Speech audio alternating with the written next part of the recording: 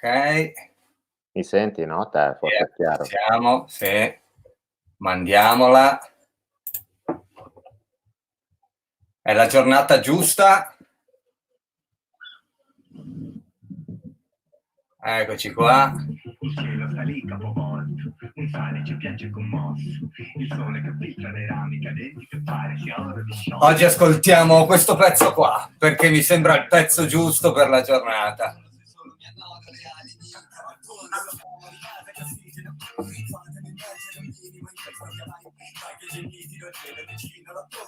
Saluti Elvis, Anin, buona Pasqua Fantaz! Yay! E tu Dio, Buona Pasqua a tutti! I si affinano, non so descriverlo, come il gusto dell'acqua lo tipo, eroate le mie ha convertito e la rincorro lungo l'autostrada che oggi per caso ci portano al mare e a quanto pare mi sento Ica, se nel mio piccolo imparo a volare mi spingo nel blu.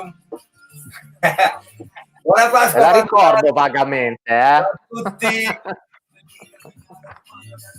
Guarda che posti, guarda che posti. Ya la favela, vela.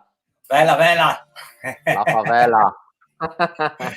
Yeah, ciao fantastici ragazzi. Cerchiamo di prenderci un pochino bene. Come va il vostro pranzo pasquale?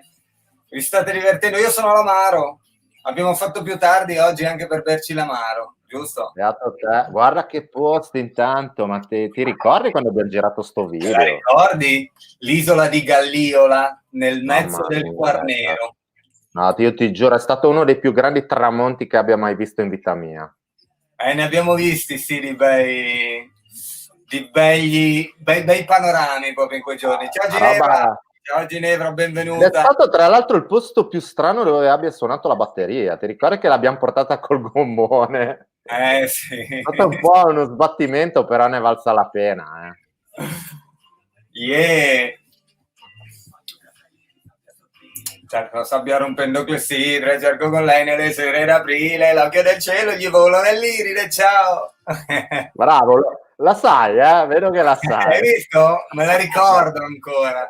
Cazzo, Elvis, non vedo l'ora di suonare di nuovo, ti giuro. Non sta a dirlo a me, guarda, mi manca tantissimo il palco. Ti giuro che la prima volta che faremo un live, io salgo sul palco, mi inginocchio e bacio il palco, ti giuro. Lo faccio manetta. Yay! Eccoci qua. Come ti piace Elvis? Ti piace di più così o di più così? No, quello di prima forse. Questo qua ti piace di più? Va bene, allora teniamo questo qua. Non so, poi si vede troppo nero, dici? Forse è meglio farlo bello ampio. No, va bene, dai. Va bene, dai. Sì. Alla fine fa molto diretta live questa cosa, quindi certo, sicuramente. Attenzione perché qua ci hanno scritto auguri di buona Pasqua comunque, scrive Alisia. Ciao Alisia, anche a te, tanti auguri a tutti. Auguri a tutti, davvero. Ragazzi, scrive Margherita. Ieri ho ascoltato i diari di bordo e Orizzonti Verticali, che emozione, grazie Doro, ma figurati, grazie a te. È sempre un piacere condividere per noi, insomma, che ci occupiamo di arte, condividere un pochino le nostre sensazioni. Oggi secondo me è una giornata da Icaro, ecco, se non fossimo reclusi in casa sarebbe ideale, no? Tornare ad andare in quei posti. Vedi che Cristina ci scrive ma quanto vi manca, è sicuramente il palco, Cristina, ci manca da morire, sì, è stato... È una cosa alla quale rinunciare in questo momento è difficile, ma d'altra parte è necessario un po' meno come stanno, più o meno come stanno facendo tutti, pensiamo. Sì, a parte quella coda di 10 km, hai visto della gente a Roma che stava andando al mare? Ma ragazzi, ma ti giuro, ci sono i video dove c'è la coda di 10 km a Roma con la gente che stava andando al mare. Ma io mi chiedo questa gente qua che cazzo ha nel cervello. E questa cosa giovedì sera a Milano, coda perché la gente stava scappando da Milano per andare al mare, nelle loro abitazioni di montagna. No, ma è bello perché secondo me chi è in macchina in quel momento pensa che di avere in qualche modo più diritto di altri di fare scelte di questo tipo. Allora, sicuramente a me o a te va meglio che a tanti altri perché non siamo in un condominio in una grande città. Però d'altra parte dobbiamo fare dei sacrifici tutti, cioè se fosse per me in questo momento prenderei la macchina, andrei su a casa di mio nonno in quel di Ula, 1000 metri, lì dove abbiamo girato Ruminetti, ricordi? Però Doro, io non ho altre terminologie per descrivere queste persone come delle teste di cazzo totali. Punto. Ciao Claudio, Punto. grazie, auguri anche a te, auguri a tutti Auguri, ragazzi, auguri che Claudio. stiate stando bene queste ore, che sentiate le vostre famiglie vicine nonostante la lontananza, come nel mio caso. Io ho fatto una serie di videochiamate stamattina, tipo sono stato un paio d'ore a chiamare tutti i nuclei separati della mia famiglia per assicurarmi che stessero tutti bene. Mi manca solo la nonna, che la chiamerò più tardi perché adesso probabilmente sta facendo la penichella. Lasciami stare che poi a un momento. A tu mangiato, ti dicerà. C'è bon. E hai sentito anche De Pisa? Tuttavia Manzini, diciamo il nucleo. Loro lì stanno bancheggiando la grande, nel senso che, sai, Decca è un super chef e sta facendo sempre delle ricette incredibili, ogni tanto vedo le sue storie pazzesche. Sì, oggi ha dato il meglio, hanno fatto tipo 6 portate di pranzo pasquale. Vi salutiamo, ciao Dec, ciao Dec, ciao ragazzi. Ciao Piero. Che appartamento mitico quello lì, beh, tu lo conosci bene, Sì, una volta vivevo lì anch'io, non per niente, io e mia moglie vivevamo insieme, abbiamo condiviso con loro quegli spazi per un sacco di tempo, però sicuramente condividerli in questo momento di reclusione per loro è un surplus, diciamo che i legami si fanno un attimino più stretti. Secondo me loro non si stanno accorgendo di fare la quarantena, si stanno divertendo come dei matti, secondo me. Ciao Franci, grazie per i video col drone, sono stati fighissimi. Ciao Johnny, non ne facciamo un selfie, scrive Johnny. Sì, effettivamente. Ciao Johnny. Sì. Grandi. Bene, allora Elvis, dunque di cosa parliamo noi? Beh, prima di tutto raccontiamoci, anche perché non abbiamo avuto tempo a differenza del solito, oggi io ero in ritardo perché mi stavo bevendo la mia Pelinkovac sulla terrazza e mi ero dimenticato, avevo ignorato l'orologio, diciamo, non sapevo che alle 4. Io ho sempre la mia solita acqua messa dentro nel boccale di birra per mancanza di birra. Guarda che non ti dia la testa. Mariute scrive: Doro, auguroni di buona Pasqua, bye sorella di Andrea il Pizman. Grande Mariute, salutami tuo fratello, grande condivisione di spazi anche quella nell'appartamento di Bologna. Johnny Jack addirittura, ciao Johnny, ciao Fradi, spero tu stia bene, spero che stiate tutti bene, ecco, questo lo diciamo, sta diventando difficile, lo sappiamo tutti. Ciao Fede, buone Pasche anche a te Fradi, sta diventando difficile stare in casa, me ne rendo conto, anche io e Sara, mia moglie, cominciamo ad avere le nostre difficoltà, chiaramente nonostante stiamo bene possiamo solo immaginare cosa possa significare per chi in realtà è rinchiuso in spazi più angusti dei nostri. E soprattutto quelli che hanno un tubo in gola in questo momento, ragazzi. Quindi al di là di tutto la noia va bene, ma sempre meglio di avere un tubo in gola e stare in un ospedale. Tenere presente questa cosa e anche tenere presente che c'è gente, se c'è qualcuno con un tubo in gola c'è anche qualcuno che glielo mette il tubo in gola, quindi anche a tutti i medici, infermieri che stanno facendo il culo in queste ore va tutto il nostro rispetto, la nostra gratitudine anche, perché insomma dobbiamo dirlo, non dobbiamo mai dimenticare questa cosa. Tu invece Barbe Muzzetto, tu mangiati gustare? Io sì, ho fatto un pranzo pasquale incredibile, sembrava essere appena uscito dal video di Bello Figo, perché ho mangiato pasta con tonno. Hai mangiato la pasta col tonno? Beh, hai mangiato pesce anche tu, insomma. Ho mangiato pesce, esatto, ma peccato che è da circa 2 settimane che mi nutro così. Oggi ho mangiato pasta col tonno e domani mangerò tonno con la pasta. Esatto. Beh, insomma, dai. Alcale alc e ulcale bello. Esatto. Esatto. Attenzione che Davide scrive: Sara ti saluta Cecilia, mia figlia che fa inglese con te. Beh, dopo glielo dirò, Sara sicuramente sarà contenta di sapere che ci segui anche tu, Davide. Allora, come per chi lo sa, per chi ci ha già seguito, noi la domenica cosa facciamo? Parliamo di cinema, di solito non si parla di musica, ma si parla di cinema così per cambiare, anche per stemperare. Ecco, sempre Claudio scrive: auguri anche da Ginevra di anni 6, che canta le vostre canzoni. Saluta tanto Ginevra, ci fa piacere, speriamo che la nostra musica vi tenga compagnia, che le nostre chiacchiere vi tengano compagnia in queste ore magari un pochino difficili. Mi auguro che tutti voi siate spaparanzati in terrazza oppure sul divano, insomma, che ve la stiate passando bene, che abbiate mangiato abbondantemente come nel mio caso, che vi stiate godendo magari un amaro o un buon caffè in questo momento. Sentiamo il menù. Io mi è andata molto bene. Oggi abbiamo fatto la spaghettata con le vongole e la zuppa di pesce, e poi mia moglie ha fatto il tiramisù come dessert, quindi diciamo che sono bello satollo, non sento la mancanza. Ma tu ti rendi conto? Ma quanto fortunato sei aver trovato una donna del genere? Lo so. Beh, la zuppa di pesce l'ho fatta io comunque. E adesso sai perché sono fortunato? Per avere una suocera che è cuoca, prima di tutto. Okay. Mia suocera è una cuoca eccezionale, ha cucinato in un sacco di posti diversi qua a Udine e ci passa le ricette lei, quindi sia la zuppa di pesce che la spaghettata con le vongole sono state ricette. Però, ragazzi, complimenti, perché insomma non è che bastano le ricette per diventare degli chef. Quindi... ci vuole anche un po' di gusto e soprattutto un po' di fame. E quella esatto, tutte cose che, a parte la fame, tutte cose che io non ho e non posseggo. Quindi, oltre all'esigenza di salire sul palco e suonare, ho anche l'esigenza di andare a farmi una bella mangiata da qualche parte. Ecco, vedi, è una cosa ma una delle cose che mi manca di più è la pizza.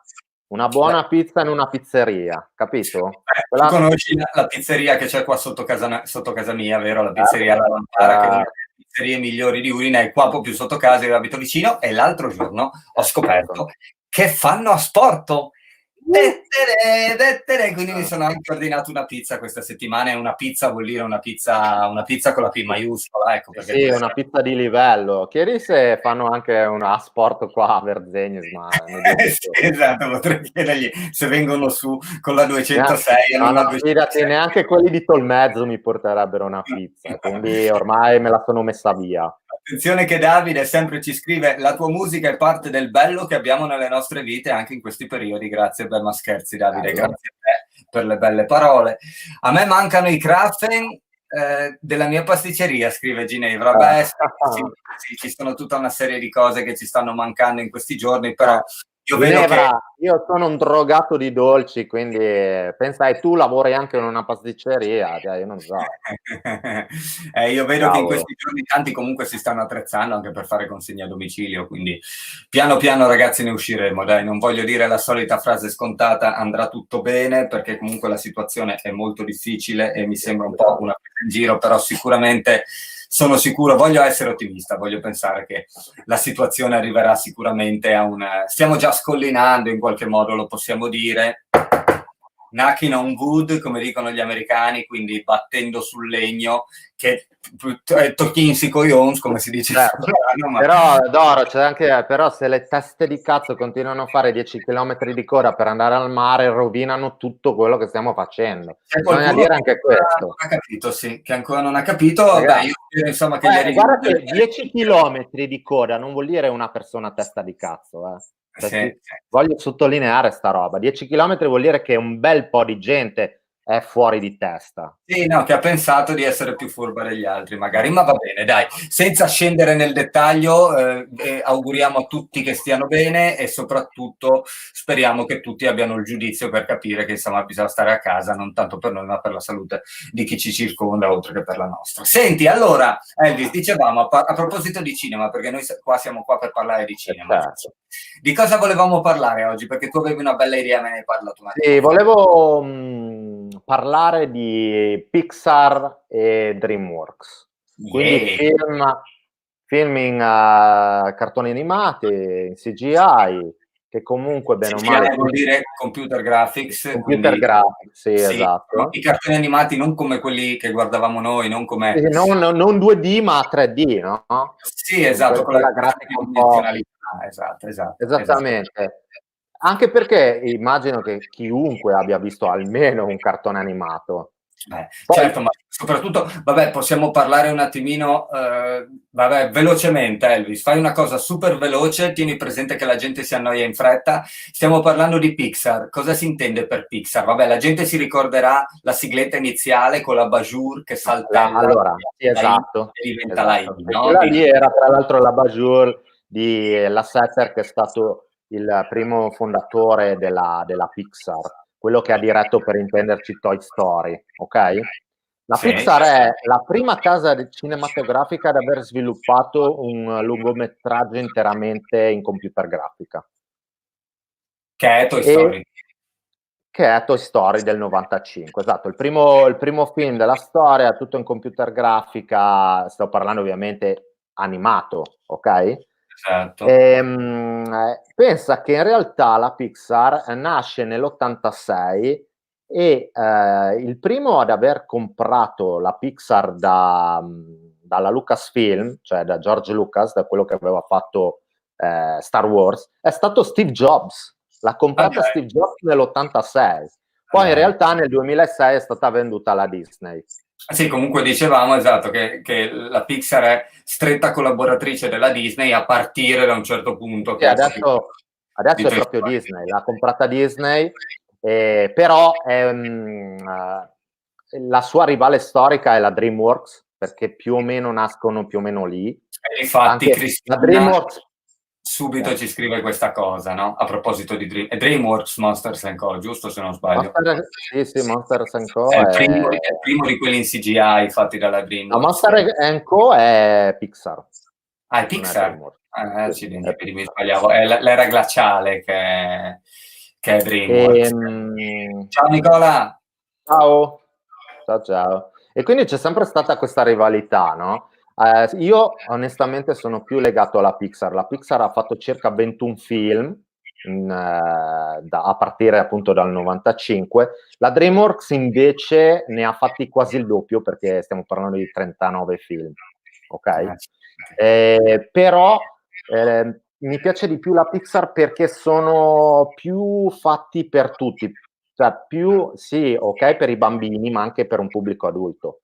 Mentre la DreamWorks ha puntato forse un po' troppo sulla fascia ragazzini, bambini. Quindi mi prendono un po' meno. Beh, Stiamo parlando... Come? Sì, onestamente io devo dire che più che altro è la striscia positiva che la Disney Pixar ha avuto, cioè una serie di film in animazione tridimensionale che sono uno meglio dell'altro, veramente. No, stiamo parlando comunque, tutti questi film, partiamo da questo concetto, sono tutti buoni, perché sia la DreamWorks che la Pixar non ha mai fatto brutti film. Il peggiore, sia della Pixar che della DreamWorks, è comunque un buon film, ok? Da lì in su, fino ad arrivare a dei capolavori totali. Infatti io per queste, diciamo, case cinematografiche prenderò la mia top 5, che è assolutamente, qua ci tengo a dirlo, assolutamente soggettiva, certo. Perché per me, sia della DreamWorks che della Pixar, la top 10, diciamo così, sono tutti dei film meravigliosi. Quindi ci sono pochissime differenze e quindi lì viene fuori la soggettività di ognuno di noi. Attenzione, Ginevra qua, che è sempre presente al salotto cinematografico della domenica, su Instagram scrive Bugs Life, ho il dubbio se sia Pixar o DreamWorks. A Bugs Life è assolutamente Pixar. È Pixar. Ed è uno, non nella mia top 5, però è un film meraviglioso perché mi ricorda quando ero comunque ragazzino, perché è un vecchiotto come film, a Bugs Life. Se non sbaglio è primi anni 2000. E l'idea di base di A Bug's Life è veramente geniale, c'ha dei personaggi mitici, forse un po' troppo per bambini da un certo punto di vista, però mitico. Cioè, come si fa a non fare A Bug's Life? Cioè, è un grandissimo film di animazione. Sentiamo la tua top 5, dai, allora, se tra questi film di animazione in 3D, poi chiaramente scriveteci le vostre impressioni nei commenti, che li leggiamo. Assolutamente. Se si può condividere meglio, perché vi ripeto, è assolutamente soggettiva, ragazzi, ok? Attenzione che Paul scrive una cosa della quale non conosco, forse mi aiuti tu, cioè io non mi illumina nessuno dei nomi da lui sciorinati. Dice: a proposito di cinema, ma che bello è la tricologia del dollaro la sera con Amaro Nonino e Morricone a Sprega? Vabbè, grazie. Ma Cos'è tu la mi stai tricologia? parlando di uno dei più grandi maestri del cinema che ha fatto scuola a tutti, ultimo di questi grandi registi, di questi nuovi registi, è Quentin Tarantino, che ha rubato a pieno da Sergio Leone. Vabbè, La trilogia certo. del dollaro è Per un pugno di dollari, Ok, Il certo. buono, brutto e cattivo e Per qualche dollaro in più. Stiamo Ok, parlando di 3 capolavori totali. sì, Pensa che che Per hanno... un pugno di dollari, tra l'altro, che è stato il primo della trilogia del dollaro, è stato citato in giudizio da Kurosawa, perché praticamente cosa aveva fatto Leone? Aveva preso l'idea dei samurai, di un film di samurai di Kurosawa, e praticamente l'ha fatto western. E quindi quando hanno visto che il film è andato molto bene, ha incassato un botto con Clint Eastwood, forse la sua opera prima, aveva fatto pochi altri film, ma è stato il ruolo che ha reso famoso Clint Eastwood in assoluto, no? Pensa che il film ha avuto talmente tanto successo che Kurosawa e la sua crew sono talmente incazzati che l'hanno Citato in giudizio. esattamente, la produzione di Leone ha dovuto pagare ovviamente le royalty, se la sono giocata così. Gli hanno dato una percentuale sui guadagni Per un pugno di dollari e Kurosawa si è un attimino calmato. Però è vero, giuro, la storia di Per un pugno di dollari è paro paro questo film di Kurosawa. Che tu hai Solo visto, che giusto? però non mi sentirei mai di dire un plagio, perché? Perché lui l'ha reso talmente originale, talmente unico, con inquadrature. Pensa che Tarantino ogni tanto dice al suo operatore di macchina: dammi un leone, per farti capire. Hai capito? Cioè, Sergio Leone è stato uno di quei geni, e sono orgogliosissimo che sia italiano, uno di quei geni che ha rivoluzionato tutto. Torniamo a bomba alla nostra animazione in CGI. Dice un attimino Sea-Dragon, che lo salutiamo. Buon pomeriggio raga, di che si parla? Sì, scusa non l'ho messo nei primi commenti evidenziati. Caro Sea-Dragon, che ogni tanto ci segue, anzi spesso e volentieri ci segui nel salotto cinematografico la domenica, oggi parliamo di film in computer, di film di animazione in CGI, quindi stiamo parlando delle più grosse case di produzione che sono Pixar e DreamWorks. Elvis ci farà la sua top 5. Ginevra scrive: stessa assurdità di Albano che cita in giudizio Michael Jackson. È vero, c'era per quella canzone di Free Willy, la colonna sonora di Free Willy. No, serio? Non lo sapevo. Ti giuro, cavolo, ma ti giuro, e guarda che ha vinto Albano, ha vinto la causa. Sì, era un plagio, ti giuro. La canzone di Free Willy era una canzone degli anni 70 di Albano. Ah dai, veramente. Pazzesco, Senti, io questa non la sapevo. Senti, ma arriviamo a questi film, dai, partiamo dal quinto. Allora, qual è al quinto posto ovviamente Toy Story, il classicone, perché ne hanno fatti altri 3 dopo il primo. Toy Story, sto parlando del 95, sono particolarmente legato perché tu ti devi immaginare un ragazzino, all'epoca avevo 14 anni, solito cinema David, vado a vedere per la prima volta un cartone animato 3D e io sono rimasto allibito. Mi ha sconvolto. Sì. Non tanto la trama, perché ero già ragazzino, avevo 14 anni, quindi non è che mi avesse preso la trama, ma cavolo, da un punto di vista tecnico io sono rimasto di merda, perché ho detto questo è il futuro.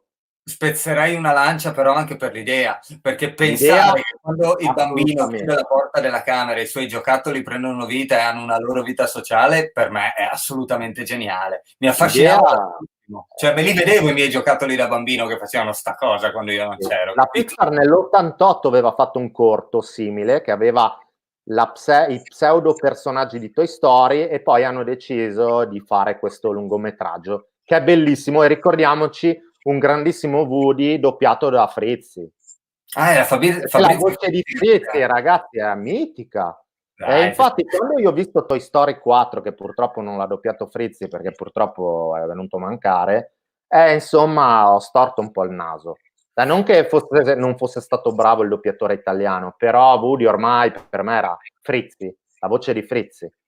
Toy Story è un grandissimo film, secondo me, perché è stato il primo, quindi il capostipite, però vorrei ricordare su tutti e quattro, secondo me il migliore rimane Toy Story 3. Siamo sempre all'interno della quinta. Sì, rimango sempre quinta posizione, però sto facendo un discorso Toy Story. Per me il migliore è il Toy Story 3, è veramente un film di una profondità stratosferica. Qual è il terzo? Perché io lavorando al cinema, sai, li ho proiettati, ma non è che me li ricordo. È del 2010 e c'è tutta la scena di loro che vengono, sai che si passano, ad esempio, quando uno cresce e poi non sanno più cosa fare dei giocattoli e li passano alla bambina, e poi c'è l'inceneritore, la famosa scena dell'inceneritore che si danno la mano e poi in realtà vengono salvati, però guarda che è una mazzata a vedere, cioè è veramente profondo. Anche Toy Story 4 aveva delle genialate, il peggiore è il 2, che lo metto veramente in alto in classifica, però secondo me Toy Story 3 in assoluto è il top, solo che ho messo al quinto posto Toy Story perché comunque ha fatto scuola a tutti quanti, quindi ci stava nella mia classifica. Ci stava a dargli un posto nella classifica. E lì scrive, infatti nell'ultimo di Toy Story, che è il quarto, quindi non è più la stessa cosa, dice lei. Sì. No, è interessante in realtà l'approfondimento tra l'amicizia di Woody e di quell'altro che non mi ricordo il nome. Buzz Lightyear. Sì, esatto, è molto interessante perché non si nei film precedenti non si era capito tanto questa unione tra i due, no? Invece nel 4 devo dire che viene fuori, è molto bello, secondo me il peggiore è il 2, però Toy Story, il primo, il terzo e il quarto comunque di altissimo livello. Sì, io me li ricordo infatti tutti dignitosi sicuramente. Sì, assolutamente. Sea Dragon scrive, secondo me il miglior corto, vabbè dei corti Pixar non stiamo parlando, stiamo parlando solo lungometraggi. Sì, lui comunque scrive che secondo lui il miglior corto è Piper, io adesso non me lo ricordo, ne ho visti tanti, sono bellissimi. Poi ripercorrono la tradizione della Disney che fin dalla pellicola dagli anni 70 agli anni 60 aveva l'abitudine di mettere dei corti prima del lungometraggio. All'inizio una volta erano quelli di Paperino, no? Tipo Caccia all'alce, tutte queste cose più vecchi. Parlavamo di Ritorno al futuro la scorsa settimana, quando sono andato a vedere Ritorno al futuro parte 3 al cinema, mi ricordo che prima hanno messo un cortometraggio di Roger Rabbit, che durava tipo 15 minuti, ma una roba pazzesca, con Roger Rabbit e Baby Herman, c'è una roba UFO. Baby Herman è un personaggio favoloso comunque. Attenzione perché Paul ci scrive, ma è Space Jam che capolavoro era? Vabbè, è un off topic, ma a me vabbè, ma però è un film, è a tecnica mista. È tecnica mista. Vabbè, io giocavo a pallacanestro ai tempi. Anch'io. Era l'anno, ti ricordi, tra l'altro, quella Space Jam, Michael Jordan aveva quelle scarpe fighissime con la vernice. Io ce le avevo nere con la suola arancione. Veramente? Però perché non le avevo trovate, io volevo quelle bianche, proprio quella quella della pubblicità dove si appendeva a quel canestro a 80 metri dal suolo. Bellissimo. Ma al Bravi Market? Ovvio, Bravi Market. Tutto l'Alto Friuli comprava le scarpe al Bravi Market. Sì. Attenzione che qua abbiamo Luca, il Lucez che ci saluta. E poi abbiamo Mario che scrive: oggi abbiamo pranzato fuori casa con la colonna sonora tua e dei Carnicats, un bel pranzo ed un bel trip. Beh, ci fa piacere sicuramente, grazie Mario per averci. Siamo partiti di fatto in questa diretta ascoltando un pezzo, uno dei più recenti, che si intitola Icaro, proprio perché anche secondo noi, insomma, i pezzi più solari oggi trovano il giusto contesto, soprattutto per chi ha la possibilità magari di mettere una griglietta sulla terrazza o nel giardinetto dietro casa, una fortuna che io non ho, ma che sicuramente dà tanta soddisfazione oggi. Il nostro terrazzino di 2 metri quadrati diventa come praticamente il parco della Villa Reale di Monza, ecco, in questo momento. Va bene, comunque dicevamo, quarto posto, chi abbiamo al quarto posto? Quarto posto in assoluto, uno degli ultimi della Pixar, un film del 2017, sto parlando di Coco. Sì, l'ho visto di recente, sì. È un film meraviglioso, splendido, sul valore della famiglia, sul non rinunciare mai ai propri sogni, e tu sai che è una tematica che per noi artisti è molto forte. Infatti io quando l'ho visto mi sono emozionato moltissimo, perché mi ci sono rispecchiato molto in lui, che voleva diventare questo chitarrista messicano, no? Solo che la famiglia ovviamente non voleva, vai a lavorare perché con la musica non si campa, capito? Mai Insomma, sentita questa storia. bravo, quindi soprattutto per noi che tentiamo di vivere grazie alla nostra arte, mi ha toccato dei punti a me molto cari. E poi c'è un'altra tematica importante, che è raro vedere una tematica del genere quando parliamo di cinema per bambini, cioè la tematica della morte. La morte. Difatti, ecco, è una cosa che io consiglio a chi ha bimbi piccoli.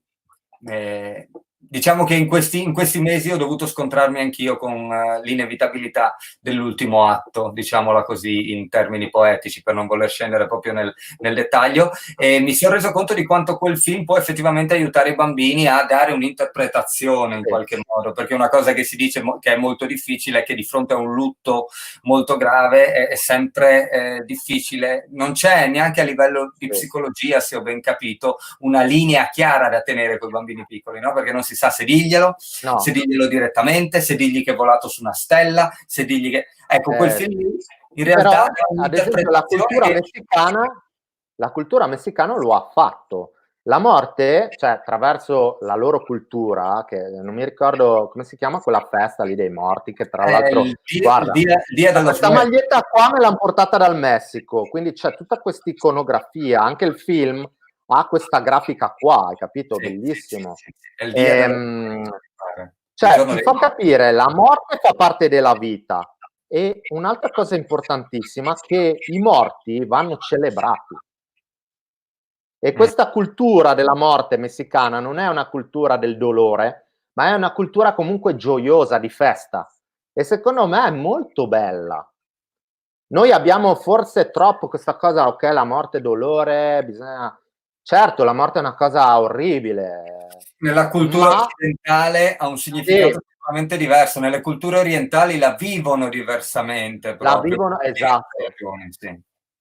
Sì. Quindi comunque è un film eccezionale, cioè da un punto di vista grafico incredibile, è un capolavoro totale, e secondo me, guarda, gli ultimi 10 minuti di quel film lì è impossibile, ragazzi, è impossibile non piangere. Sì, io ho pianto come un vitello. Assolutamente, la nonna bellissimo, meraviglioso. Mi vengono i brividi a pensarci.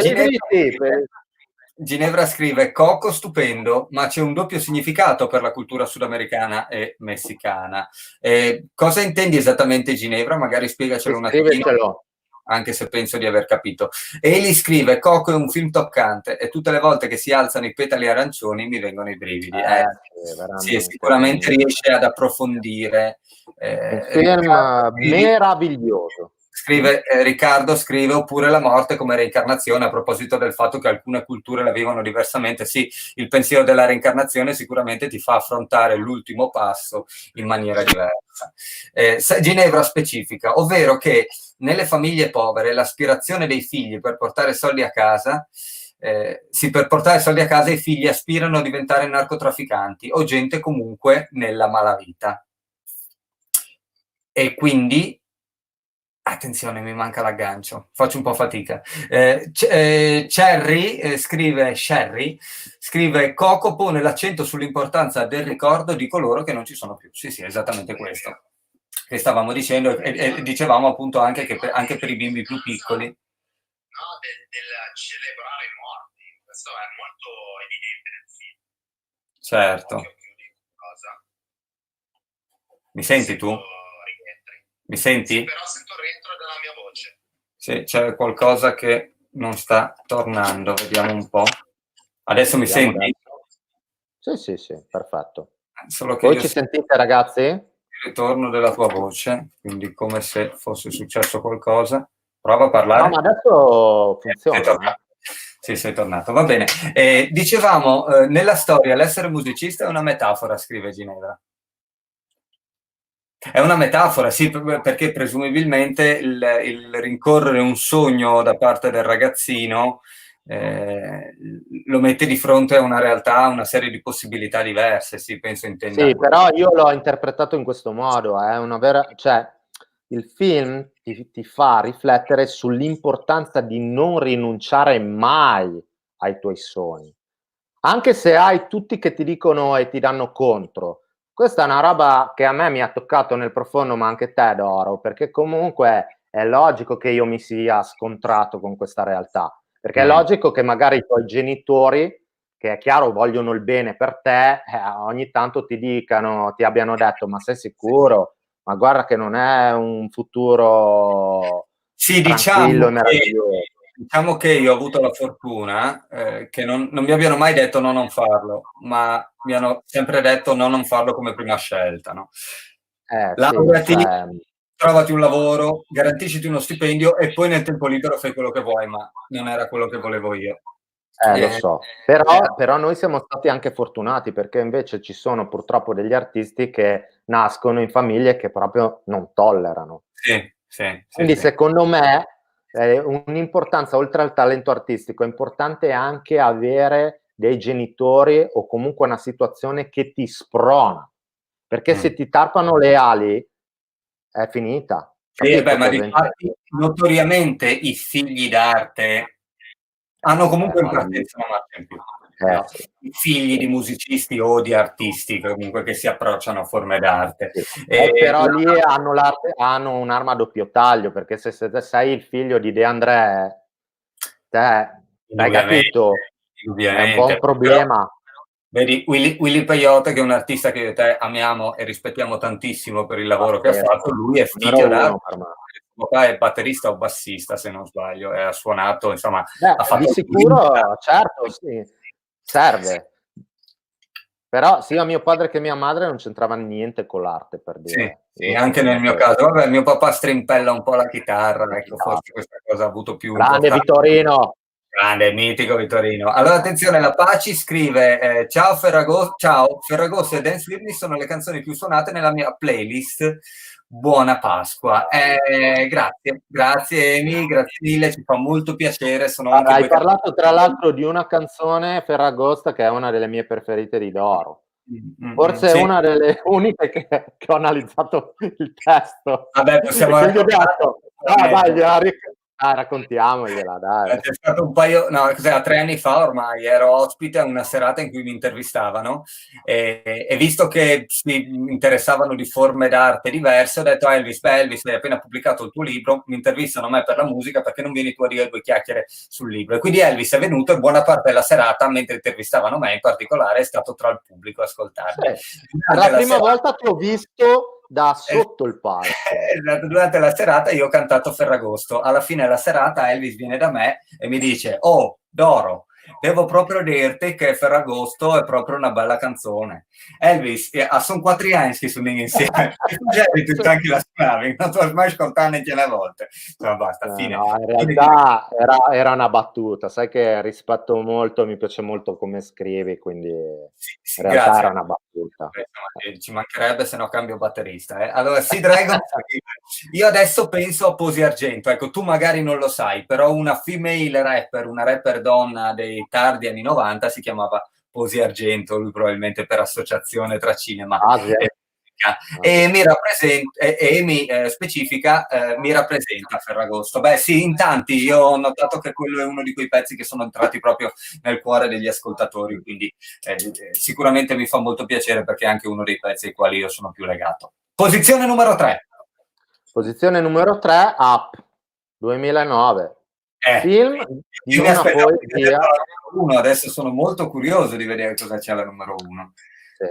Vi ripeto, ragazzi, tutti questi film sono, secondo me, tutti dei capolavori, quindi non è classifica. Io non sono molto da classifica, l'ho fatta così per giocare con voi, però io li considero tutti veramente di livello eccezionale. Up è un film di una poesia pazzesca. I primi 10 minuti ti ammazzano, cioè ti ammazzano nel senso che anche lì, vedi, cioè ho i peli dritti, no? Sì, sì, sì. E I primi 10 minuti. è impossibile non piangere. Sì, Impossibile. sì, Se tu sì, non piangi non hai un cuore. sì, sì, sì, sì, È esatto. bellissimo perché vedi il processo di una vita, no? Da quando sei piccolo, adolescente, ti innamori di una persona, passi la vita con una persona e poi invecchi e la persona muore Sì, e ti diciamo ritrovi che da solo. è la sintesi dell'amore La romantico, così come sintesi, ci piace esatto. Ed è una ricordare. sintesi che dura 10 minuti perché parte da loro bambini, ragazzini, e poi fino alla fine dove purtroppo lui rimane solo, rimane Sì, vedovo. cioè questo e non è uno spoiler, per chi non l'ha visto, avviene No, proprio dai, nei raga. primi minuti, quindi No, ma sentitevi pure liberi di guardarlo se non l'avete fatto, però no, no. è veramente una cosa che ti strappa il cuore dal petto, tipo Kalima, e ce l'hai lì, è palpitante. No. E Io penso difatti egli scrive, appena inizia io già piango. ma Sì, ovvio, cioè, in effetti succede un ma po' a tutti noi. è un film che è pieno di poesia, ha un'emozione pazzesca, già i primi 10 minuti e poi dopo inizia la svolta. Una svolta di una creatività ai massimi livelli, secondo me, perché la storia è assurda. Cioè, questo vecchietto che fa amicizia con un bambino pieno di problemi, sovrappeso, il papà non lo caga, la matrigna neanche è cattiva con lui, pieno di fastidi, che però iniziano un'avventura assieme per andare a salvare un uccello In via d'estinzione. in via di estinzione, perché c'è il cattivone che lo vuole far fuori. E poi non dimentichiamoci del collare per far parlare i cani, che tutti Ah, quelli che sono in grandissimo. ascolto e hanno un cagnolino e hanno visto quel film lì sicuramente dicono vorrei averlo, perché al cane di tutti manca solo la parola, no? Ecco, quella parte lì è tra le più divertenti di tutti i film della Pixar, Sì, sì, ma è anche proprio. dell'universo dei cartoni animati, secondo me. Sì, Un sì, è film proprio. stupendo, ragazzi. Cos'altro posso dirvi? Dovete, se non l'avete visto, recuperatevi A perché è un capolavoro. E assieme al film, procuratevi anche un bel pacchetto così di fazzoletti perché i primi 10 minuti preparatevi. Sì, ti apre il petto in due. No, io Si pensavo apre. che fosse al primo posto, in realtà ne ho ancora una in testa che potrebbe essere sopra. Vediamo chi c'è Beh, alla poi mi dici il tuo, ok? Andiamo con la posizione 2, ci avviciniamo al podio. Aspetta un attimo, scusa, ti fermo perché Ginevra scrive un Ah, commento a sì. proposito della posizione numero 3. Quando si vede il barattolo dei risparmi per andare nel posto dei loro sogni, che però viene svuotato ogni volta per qualche imprevisto, scena toccante ed è sempre quello che succede realmente, sì. È vero, la vita è così, È vero. esattamente così. La vita è così, e anche il fatto che il personaggio poi, una volta che rimane solo, a un certo punto si decida, dopo anni, a completare questo sogno che aveva condiviso con la sua anima gemella, è una cosa che solo a dirla fa venire i peli dritti. Ma torniamo a bomba alla posizione numero 2. Allora, posizione numero 2, io sono uno psicologo mancato, mi mancavano 3 esami per laurearmi a Trieste. Per la gioia di mio papà, poi ho scelto la batteria. Io devo stare zitto perché insomma anch'io sono nella stessa situazione. Guarda che abbiamo storie molto simili. Io anche quando parlo con i miei colleghi, cioè, abbiamo tutti un po' una storia molto simile. Io sono uno psicologo mancato, quindi impossibile per me non citare Inside Out del 2015, che è una vera perla, un capolavoro secondo me totale della psicanalisi. Io Ricordiamo, ricordo di aver letto delle critiche proprio per la lettura spiccia. Adesso io non voglio mettervi in bocca parole di cui non ricordo le fonti esattamente, però so che avevo letto delle critiche sul fatto che avevano dato una lettura molto superficiale al fenomeno, diciamo, delle emozioni, di come le emozioni possono. Ah no, ecco cos'era, se non sbaglio, il fatto che per alcuni psicologi, immagino, il ridurre le esigenze e il modo di reagire di un bambino, cioè come se il bambino fosse succube delle proprie emozioni, non è un buon insegnamento da dare. Mi pare che la critica a grandi linee, spicciola, ragazzi, perdonatemi se sono superficiale in questo momento, ma mi pare che è veramente un commento, non dico il tuo, ma in questo caso di questi recensori, è molto superficiale perché è l'esatto contrario questo film. È vero, questo film parla di emozioni, cioè emozioni che hanno a loro volta emozioni, che già è pazzesca l'idea, ok? È un film, come dicevo, psicanalitico, e la cosa importante che fa capire ai bambini è che tutte le emozioni, dalla gioia alla tristezza, alla rabbia, sono importanti. Non è che la gioia, cioè scusate, che la tristezza non è importante e anzi bisogna evitarla. No, perché tristezza a un certo punto salva il culo a tutti quanti. E stessa cosa rabbia, e stessa cosa gioia, capito cosa intendo? Cioè, è Certo. un film che dice: ragazzi, dovete vivere le vostre emozioni a pieno. E poi c'era sempre questa cosa, questo punto importante che lo ritrovo anche in Coco, dove ti dicono: non dimenticatevi mai del vostro bambino interiore, perché quella è la fonte della vostra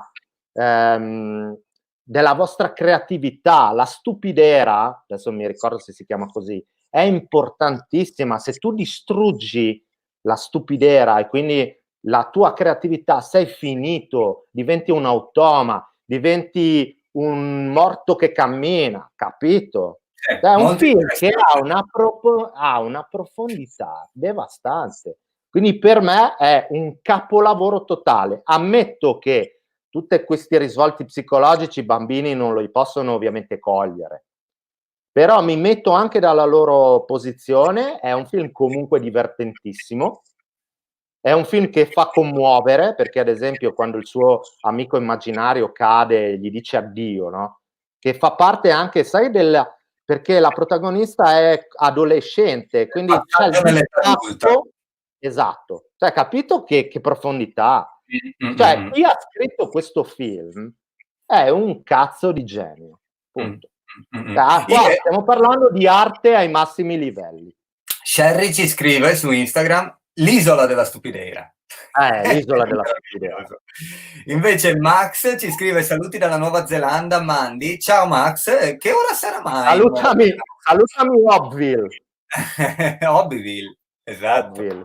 È il set del Signore degli Anelli, è tutto girato là, ragazzi. Sì. Fantastici. Invece il nostro amico comune che ci segue sempre scrive Inside Out, finalmente tutte le emozioni, non solo quelle belle e positive.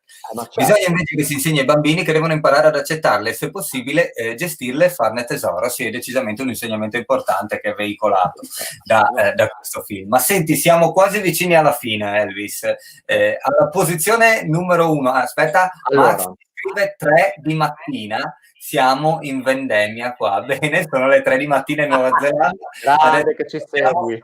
Ciao Max, salutaci il tuo orizzonte, noi intanto andiamo avanti. Salutaci Gandalf. Salutaci Gandalf, l'erba pipa del decumano ovest.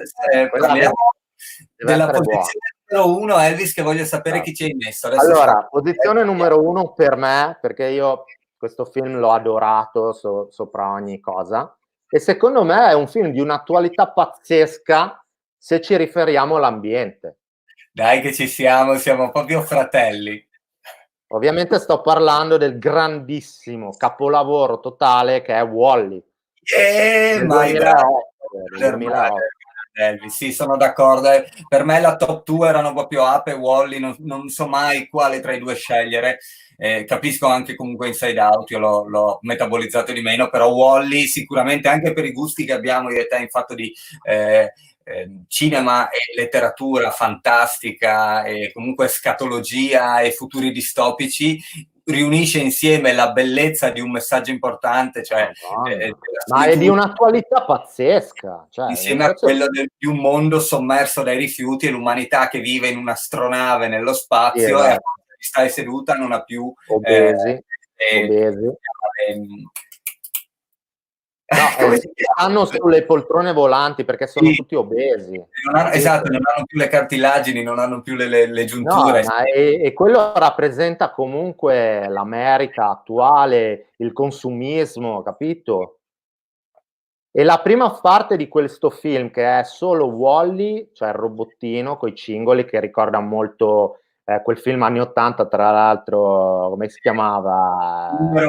Cortocircuito, cavolo. Esatto. Palesemente, cioè, Wall-E è palesemente il robottino di Cortocircuito, coi cingoli. Sì, cingoli, esatto, ma poi ricordiamoci Cortocircuito semplicemente perché quando lo davano su Italia 1 noi ancora andavamo a scuola e lui faceva sta cosa qua. Avere dato il libro e avere quella capacità lì sicuramente è una cosa magari, che mi cortocircuito. Comunque sì, sicuramente è un film molto bello da quel punto di vista, e poi ha pochissimi dialoghi. Difatti io voglio rivedere dialoghi. e mia moglie mi dice: no, non voglio perché non ci sono i dialoghi, ma cazzo, proprio la poesia sta proprio in quello. No, per me forse per i bambini è quello meno indicato, forse, Sì. ok? Proprio per quella roba che dici tu, perché Sì. è il film forse più adulto della Pixar dal mio punto di vista, Sì, ok? sì, E la allora, prima parte c'è solo lui e questa robottina, e pensate che la missione di questa robottina è quella di trovare e difendere a costo della vita ogni forma vivente. E infatti sai che trova la piantina, cioè in mezzo a quel marciume macerie trova il filo d'erba. No, non so se è il filo d'erba o un fiore, non mi ricordo perché è tipo un germoglietto. un germoglietto, e lei lo prende e lo conserva dentro di sé come se fosse la cosa più importante del mondo, che guarda caso è la stessa cosa che adesso, soprattutto noi uomini, dobbiamo fare col pianeta Terra. Dobbiamo capire di aver sbagliato e dobbiamo prenderci cura come si deve di questo meraviglioso ecosistema, di questa casa che ci permette di vivere. Sì. Meraviglioso. Sicuramente Wall-E è un bellissimo consiglio per una giornata come quella di oggi, stasera, chiaramente, perché adesso si sta in terrazza e si ascoltano le canzoni che prendono bene, perché abbiamo bisogno tutti di distenderci un po'. Leggiamo gli ultimi commenti e poi chiudiamo, perché siamo a 50 minuti. Eli aveva sgamato, aveva detto Wall-E prima che tu lo dicessi. Ginevra ci dà la sua personale classifica, che tra un attimo leggiamo, lo lasciamo per ultima. Sid Dragon scrive Super Hero 6. Qual è Super Hero 6? Allora, quello lì non è proprio della Pixar, ma è della Disney, ed è un grandissimo film anche quello. Okay. Cioè, la Disney ha fatto dei film staccati in questi anni, e se ti do la mia top 2, perché adesso i primi che mi vengono, io metto Super Hero 6 al secondo posto, e primo Zootropolis, che è un film sul razzismo, che è un cazzo di capolavoro anche quello. Sì, è La vero. tematica del razzismo è trattata in un modo pazzesca, quindi è un altro film che è super attuale. Zootropolis. Eli scrive pazzesco, pochissimi dialoghi, ma il messaggio arriva dritto in faccia di Wall-E sicuramente. Ginevra specifica che fa piangere. Riccardo scrive è mega futuristico, bellissimo, sì. E poi ecco, grazie Sherry, anch'io stavo pensando a quella cosa lì, la scena in cui Wall-E e Eve ballano nello spazio, no? Al di fuori della nave. Ragazzi, ma io sto facendo una live da 52 minuti con i peli dritti così. Io vorrei scrivere come questi cazzo di sceneggiatori che si inventano ste robe. Sì, è vero. Qua siamo a livelli pazzeschi. Io vorrei conoscere la loro squadra e vorrei stringere la mano a ognuno di loro. Bisogna dire che effettivamente il fatto che l'animazione in CGI permetta di abbattere tutta una serie di costi che un set o che comunque la live action non renderebbe, dà la possibilità probabilmente agli sceneggiatori anche di sentirsi liberi da tutta una serie di vincoli, ed è per questo che le storie sono veramente molto belle. Che non abbiamo citato Shrek, il povero bonaccione Shrek. No, quello perché sai che dovevamo parlare della DreamWorks. Shrek fa parte della DreamWorks, però ormai non abbiamo tempo anche di stare a fare le top 10. Dunque ci saluta anche Jamie Fields. Ciao Fradi, lo salutiamo, che è quello che fa le musiche del mio diario di bordo, e leggiamo prima di salutarci la lista. Forse sai cosa, Doro, l'unica cosa che volevo dirti, forse la musica la dovresti tenere un filo più bassa. Ok, va bene, adesso probabilmente perché cazzo mi sono sempre dimenticato di dirti sta roba. Quindi senti un po' poco le parole, va bene. L'ultima volta l'abbiamo anche abbassata, ma lo teniamo sicuramente presente. Allora, Ginevra ci dà la sua lista. A Bugs Life, Ratatouille. Grandissimo. Ratatouille sicuramente, e anche a Bugs Life fanno parte della top 10 Pixar. Sì. Ratatouille è geniale, un'idea geniale. Sì. Coco e Topino che muove il tizio e gli fa fare le ricette, meraviglia. Coco e Up, The Brave, ecco, The Brave immagino che sia è più classica, è più classicamente Disney proprio come storia, nonostante infatti a me non ha fatto impazzire, però comunque, ripeto, sono tutti dei grandi film. Esatto, sembra un grande classico della Disney, soltanto con upgrade tecnico. Per dirti, cioè, ti dico, il mio peggiore film Pixar è Cars, proprio perché secondo me ero troppo adulto, non l'ho apprezzato minimamente. Sì, anch'io l'ho Non trovato che sia un brutto film, però non mi ha comunicato assolutamente niente. L'ho trovato anche io meno brillante, però so per esperienza, proprio perché lavoro al cinema, che è uno dei preferiti, prima di Frozen, perché adesso Frozen va tantissimo tra i piccolissimi, dei bambini, sì. Cars proprio, Aetta McQueen per i bimbi Lo so. è un A me eroe. fra i peggiori io ci metto tutta la trilogia di Cars, è uno peggio dell'altro, cioè non mi è Ma piaciuto sai cosa? minimamente. Che noi non siamo appassionati di motori, Elvis. Anche quello. Infatti c'è, ad esempio, c'è un mio allievo che è amante delle macchine, a lui Cars gli piace tantissimo. Infatti. E poi lei cita anche Alla ricerca di Nemo. Grandissimo film anche quello. Molto simpatico, ha delle idee molto interessanti, sì. E poi idee molto belle e i personaggi sono tutti iconici. Tutti i personaggi di Nemo sono iconici e anche la computer grafica è pazzesca e le ambientazioni sono tutte top. Ed è molto divertente. Molto affascinante, sicuramente. E il cortometraggio Il gioco di Jerry, che non me lo ricordo. I cortometraggi, come dicevo prima, non li ho ben presenti. So che quando proietto i film Pixar al cinema, alla prima proiezione vado subito dentro a vedermi il cortometraggio prima del film, perché magari il film può aspettare, ma il cortometraggio no, sono 6 minuti spesso veramente molto carini, che danno anche dei begli insegnamenti, proprio delle pillole molto interessanti. Va bene, Elvis, noi abbiamo finito, mi pare che i commenti siano finiti. Scrive, allora, no, in realtà ce n'è ancora un paio, aspetta che... Dunque, ecco, Johnny scrive, cinema demenziale la prossima volta? Beh, ci possiamo pensare, io non sono un fan, ma... C'è una bella carrellata di Mel Brooks, partiamo da Mel Brooks e andiamo avanti con... Teniamola presente. Golden Beren scrive, ciao ragazzi, ciao Fradi, grazie di essere passato. Sea Dragon, raga, parlando di grandi sceneggiature e storie, io penso a Moebius e Taniguchi. Vorrei trovare un regista o sceneggiatore per i film. Vorrei trovare un regista. Chiediamo a Aurora Oban. Esatto, Aurora Oban, mitica, meravigliosa. E scrive, ad esempio, io Cars l'ho amato e ricordo tutte le battute, ma di fatti noi specifichiamo che comunque questa è la nostra...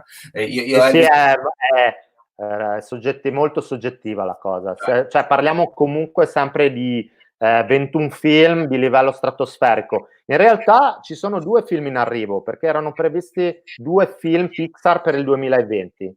Staremo a vedere. Aspettiamo con sicuramente un sacco di curiosità. Gabriele Gritti che ci saluta, il nostro fonico. Ciao Gabri. Che ne pensate del Piccolo Principe? Bella domanda questa. L'hai visto tu? Film che non è mai visto il libro. Non ti è piaciuto il libro? No, scrive Jamie Fields che ha fatto questa domanda. Io l'ho visto di recente il film e sicuramente nelle immagini ha una sua poesia che è molto affascinante. Infatti sono stati bravi perché si sono staccati dal libro comunque, cioè nel senso riprendono grandi linee al libro, però sono riusciti comunque a creare un qualcosa di diverso, perché è impossibile mettere immagini Il Piccolo Principe, capito? Certo. E Gabriele, da quel punto di vista anch'io l'ho apprezzato, perché non ti dirò mai che è una cagata. Ci chiede Gabriele la carica dei 101, ti risponderò che è un gran classico, è uno dei classici Disney. Noi stiamo parlando di computer grafica, quindi di computer grafica. Io devo essere sincero, la Disney adesso come adesso non riuscirei più a rivedere i vecchi film, perché tutto ciò che ha a che fare con principesse e principi mi fa cadere le palle. Vabbè, però la carica dei 101, la campagna di Londra, ci sono però dei film, tipo mi viene in testa il mio preferito della Disney, che è La spada nella roccia, che anche se lo rivedessi ora io ogni volta che c'è la scena di Anacleto che si mette a ridere, a me piaceva tantissimo Merlino quando tirava sull'acqua dal pozzo dicendo maledetto medioevo, niente elettricità, niente acqua corrente, meraviglioso. Stiamo parlando di un film immenso come Sì, La carica dei 101, anche gli Aristogatti, vabbè. Magari facciamo una puntata sui grandi classici di esatto. Va bene, noi ragazzi a questo punto chiudiamo. Vi ringraziamo tutti per essere stati con noi, siamo all'ora tonda, ci rivediamo domenica prossima per il salotto cinematografico di Ghiat Television e ci vediamo martedì pomeriggio alle 5 con DJ Color per concludere il viaggio nella storia del rap italiano anni 90. Cominciamo ad entrarci nel Friuli Venezia Giulia. DJ Color è un DJ iconico di Trieste che è riconosciuto a livello nazionale, ma non solo, insomma, ne parleremo con lui martedì alle 17 per chi ci sarà. Grazie a tutti, saluti da Elvis Fior, io sono Doro Ghiat e ciao ragazzi, buona Pasqua ancora.